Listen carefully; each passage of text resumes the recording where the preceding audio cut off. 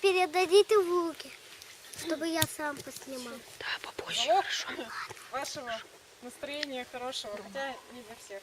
И выживание на островах это умение развести костер. Вот, поэтому... палки? Да, из этой палки очень просто. Нет, не просто. Надо... Вот, подними руку, кто был в прошлом, позапрошлом году на программе.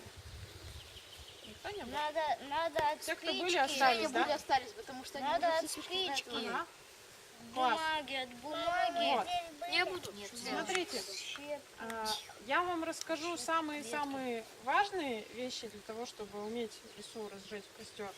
Вот. Мы после этого придем на поляну. Там Антон говорил про таежное перо и про всякие хитрые очень способы разводить костер. Я не в курсе, что такое таежное перо. Вы можете у него спросить. Вот, ну, мы можем там у тебя спросить.